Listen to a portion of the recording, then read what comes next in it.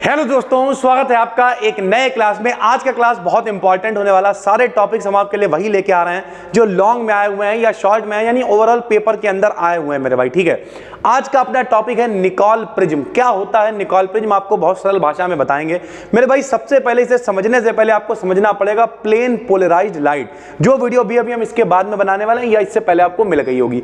Plane polarised light को कहते हैं भाई समतल ध्रुवित प्रकाश। अब ये समतल ध्रुवित प्रकाश क्या होता है, छोटे क्लासों में हम लोगों ने पढ़ रखा है कि भैया जो सूर्य से प्रकाश आ रहा होता है, कहां से आ रहा होता है, सूर्य से जो प्रकाश आ रहा होता है, ये जो अंधाधुंध वाला प्रकाश है जिसके कंपन सारी दिशाओं में होते हैं, सूर्य से आने वाला प्रकाश है। जो नॉर्मल प्रकाश हमारे चारों तरफ है वो एक सामान्य प्रकाश है, ऑर्डिनरी लाइट है। कैसी लाइट है? ऑर्डिनरी लाइट है। तो उससे जो रे आ रही है वो ऑर्डिनरी रे है मेरे भाई। ठीक है, अब हम लोग क्या करते हैं, इसे किसी टूरमैलिन क्रिस्टल पर डालते हैं या फिर किसी निकोल प्रिज्म पर डालते हैं। इस तरीके से जब डालेंगे तो निकोल प्रिज्म वाले, ये निकोल प्रिज्म है मेरे भाई। ठीक है, तो इस निकोल प्रिज्म पर डालेंगे तो जो इसकी एक्सिस है मेरे भाई, जो इसकी अक्ष है, इसके जो समांतर यानी जो पैरेलल इसके कंपन होंगे, वाइब्रेशन होंगे, केवल वही आगे निकल के आएंगे, बाकी सारे उधर नहीं पहुंच पाएंगे मेरे भाई।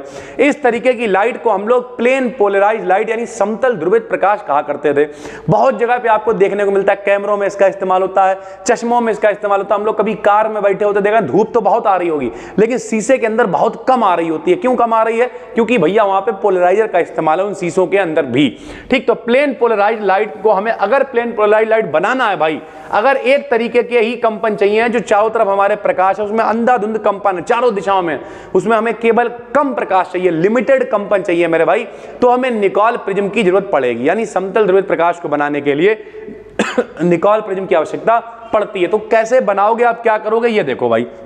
हमने क्या लिखा, यह प्लेन पोलराइज्ड लाइट को प्रोड्यूस करता है, यानी समतल ध्रुवित प्रकाश को बनाने के लिए भैया इसका प्रयोग करा जाता है, तथा डिटेक्ट करने के लिए, यानी इससे आप पता भी कर सकते हो कि ये जो लाइट है ये समतल ध्रुवित प्रकाश है या नहीं है, और इसे भैया आप प्रोड्यूस भी कर सकते हो। अब डिटेक्ट कैसे करोगे भाई?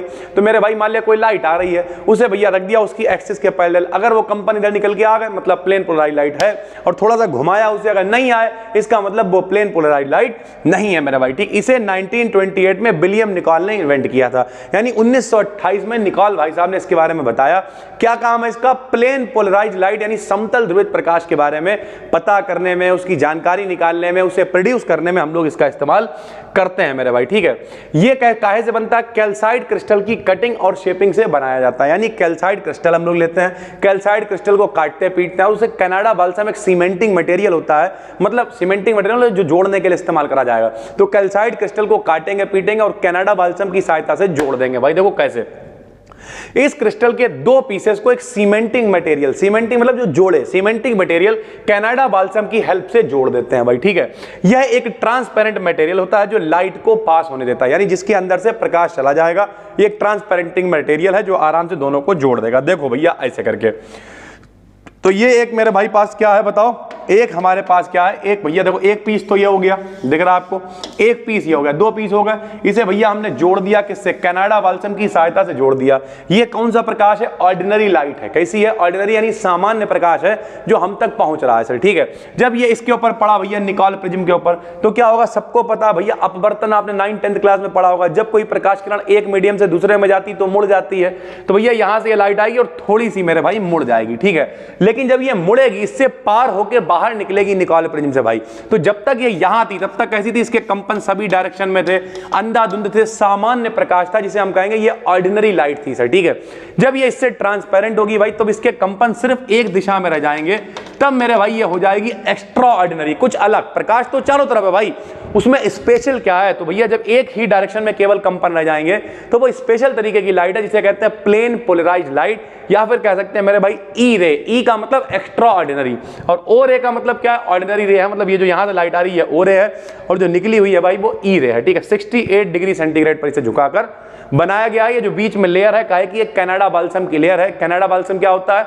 एक सीमेंटिंग मटेरियल होता है जो कैल्साइट क्रिस्टल को हम लोगों को जोड़ने के काम में आएगा और जिससे हम लोगों का निकोल प्रिज्म बनेगा मेरे भाई। यही हमने लिख दिया फिगर में एक निकोल प्रिज्म ओ रे को एलिमिनेट करता हुआ दिखाया गया है। निकोल प्रिज्म से ओ रे भैया इस पे पड़ेगी तथा ई रे ऑब्टेन करता हुआ दिखाया गया है। यानी कुल मिलाकर इससे हमें क्या प्राप्त हो जाएगा, ई रे प्राप्त हो जाएगी। ऑब्टेन मतलब प्राप्त करना, ठीक है। तो ई रे हमें प्राप्त हो जाएगी। यह लाइट प्लेन पोलराइज्ड लाइट होगी। ये कैसी लाइट होगी, प्लेन पोलराइज्ड यानी समतल ध्रुवित प्रकाश वाली लाइट हमें मिलेगी। ओ रे के लिए भैया जो रिफ्रैक्टिव इंडेक्स यानी अपवर्तनांक सरल भाषा में कहें तो ओ रे के लिए मेरे भाई 1.658, ई रे के लिए भाई म्यू ई का मतलब ई रे के लिए, म्यू ओ का मतलब ओ रे के लिए, म्यू ई के लिए मान कितना है 1.486 होता है सर, ठीक है। थोड़ा सा कम हो जाएगा क्योंकि इसमें मेरे भाई वाइब्रेशंस कम हो चुके हैं सर, ठीक है। For Canada balsam, Canada balsam जो हमने मटेरियल इस्तेमाल करा है उसके लिए, बाल्सम मतलब बी, तो म्यू बी की जो वैल्यू है वो 1.55 होगी मेरे भाई। ये तीनों मान हमने लिख दिए हैं। जब कोई लाइट रे डेंसर मीडियम से रेयरर मीडियम में क्रिटिकल एंगल से अधिक एंगल पर ट्रेवल करती है तो टोटल इंटरनल रिफ्लेक्शन हो जाता है, अतः ओ रे का टोटल इंटरनल रिफ्लेक्शन हो जाता है। जबकि ई रे जो है वो टोटली इंटरनल रिफ्लेक्ट नहीं होती और यह रेयरर से डेंसर मीडियम में ट्रेवल करती है। प्रिज्म की आउटर लेटरल सरफेस को पूरी तरीके से भैया जो है वो पेंट कर देते हैं तो जिससे ओ रे टोटली एब्जॉर्ब हो जाती है। इसका मतलब क्या है कि भैया यहां पे चारों तरफ जो है पूरी तरीके से पेंट कर देंगे। पेंट करेंगे तो अब यहां पे देखो किरणें तो बहुत तरीके की आएंगी। लोग सोच रहे होंगे ना ये कर कैसे पा रहा है, तो भैया इसमें होगा क्या, यहां से किरण आएगी। अब कैसा प्रकाश है, सामान्य प्रकाश है, हर तरीके के कंपन होंगे। तो जब भैया ये इसे हम लोग कहा करते थे टोटल इंटरनल रिफ्लेक्शन यानी पूर्ण आंतरिक परावर्तन, जब क्रिटिकल एंगल से ज्यादा एंगल पे प्रकाश पड़ेगा तो भैया यहां पे लाइट आएगी तो जितनी भी ओ रे वाली है वो सारी की सारी इसी के अंदर वापस लौटने लगेगी। हमने इसे काला पेंट कर रखा होगा। काला कलर जो है सबसे अच्छा एब्जॉर्बर होता है, सारे के सारे प्रकाश को वो एब्जॉर्ब कर लेगा तो ओ रे पूरी तरीके से एब्जॉर्ब हो जाएगी। केवल मेरे भाई इसका जो ई रे वाले जो इसके कंपन है जो इसकी एक्सिस के पैरेलल होंगे मेरे भाई, वो जितने भी कंपन हैं उनका टोटल इंटरनल रिफ्लेक्शन नहीं होगा और वो आगे बढ़ जाएंगे और हमें ई रे प्राप्त हो जाएगी। यानी और सरल भाषा में कह दें तो निकोल प्रिज्म क्या है, निकोल प्रिज्म मेरे भाई एक इस तरीके का प्रिज्म है जिस पे बाहर की तरफ मतलब हम पूरा का पूरा काला पेंट कर देते हैं, कनाडा बाल्सम से जोड़ देते हैं, प्रकाश डालते हैं, ओ रे मतलब ऑर्डिनरी लाइट डालते हैं, ज्यादातर का भैया टोटल इंटरनल रिफ्लेक्शन हो जाता है। कुछ कंपन जो भैया उसकी एक्सिस के पैरेलल होते हैं वो पार करके जा पाते हैं, इसे हम लोग ई रे कहते हैं और इस तरीके से हम लोग निकोल प्रिज्म का इस्तेमाल करते हैं। पेपर में मेरे भाई कभी कभी ये लॉन्ग में दिख जाता है, लॉन्ग का मतलब आपको 7.5 नंबर में ये मिल सकता है, तो काफी इंपॉर्टेंट है निकोल प्रिज्म भी। बहुत जल्द आपके लिए जब पेपर एनालिसिस लेके आएंगे तब हम आपको दिखाएंगे कि ये सारे क्वेश्चंस पेपर में आए हुए हैं। बस दोस्तों फिर मिलते हैं, तब तक के लिए धन्यवाद। जिन लोगों के पेपर नवंबर लास्ट में भी है परेशान ना हो भाई, नवंबर तो बहुत दूर है। अभी हम यहां पर लगभग 5 से 6 वीडियो शूट करने वाले हैं, सारे पीडीएफ अंधाधुंध तरीके से रेडी हैं और एक एक दिन में 5-5, 6-6, 7-7 वीडियोस ऐड हो जाएंगी। टेंशन लेने की तो नहीं है, बस आपको मन लगा के पढ़ते रहना है। अगर आप एप्लीकेशन पे देख रहे हो, नहीं देख रहे हो, BD Academy एप्लीकेशन को डाउनलोड कर लो, सारी पीडीएफ सब कुछ एक जगह पे मिल जाएगा, डिस्क्रिप्शन में लिंक डाल देंगे। और अगर आप यूट्यूब से पढ़ रहे हो तो इसकी पीडीएफ आपको टेलीग्राम BD Academy BSc पर भी मिल जाएगी। बस दोस्तों फिर मिलते हैं, तब तक के लिए धन्यवाद, थैंक यू।